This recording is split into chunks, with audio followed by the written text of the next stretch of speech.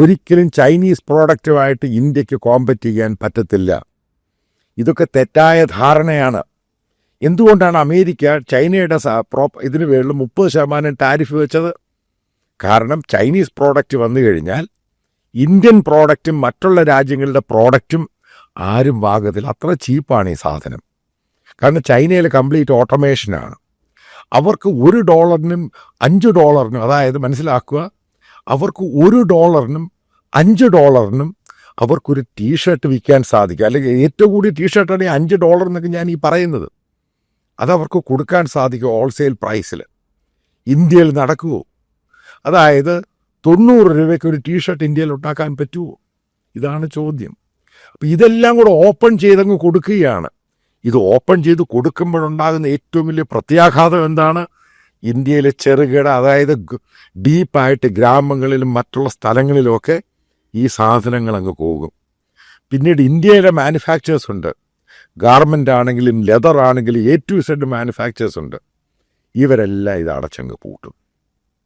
അടുത്തൊരു സംഭവം, അതായത് ചൈനീസ് കമ്പനികൾക്ക് നേരത്തെ ഗാൽവാൻ ഇഷ്യൂവിന് ശേഷം നമ്മൾ ഈ കോൺട്രാക്റ്റും പരിപാടികളൊന്നും കൊടുക്കത്തില്ലായിരുന്നു. റെയിൽവേയുടെ ആണെങ്കിലും ടണലിൻ്റെ ആണെങ്കിലും ഹൈവേയുടെ ആണെങ്കിലും തെർമൽ പവറിൻ്റെ ഒന്നും കൊടുക്കത്തില്ലായിരുന്നു.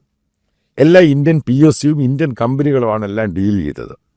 അതിലേക്ക് വീണ്ടും ചൈനീസ് കമ്പനികൾ വരികയാണ്. നിങ്ങൾ നോക്കുക, ബെൽ, ഭാരതിലെ ഹെവി ഇലക്ട്രിക്കൽസ്, അതിൻ്റെ പെട്ടെന്നാണ് ഷെയറിൻ്റെ റേറ്റ് പെട്ടെന്ന് 12% അങ്ങ് താഴെ പോയി.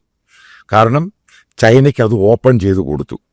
കാരണം ചൈനീസ് ബോയിലർ ആണെങ്കിൽ ഇതേപോലെയുള്ള തെർമൽ പ്ലാന്റുകളിലാണെങ്കിൽ ഹൈഡ്രോ ഇലക്ട്രിക് പ്രോജക്റ്റുകൾ അവർ ചെയ്യുമ്പോൾ വളരെ ചീപ്പായിട്ടും വളരെ ഇന്ത്യയെക്കാളിലും അതിൻ്റെ പെർഫോമൻസ് ആണെങ്കിലും അതിൻ്റെ പെർഫെക്ഷനും 1000 മടങ്ങ് കൂടുതലാണ്. കാരണം നമ്മളത് അച്ചീവ് ചെയ്യാൻ സമയമെടുക്കും. കാരണം നമ്മളൊരു വലിയ മാനുഫാക്ചറിങ് രാജ്യമൊന്നും ആയിട്ടില്ല.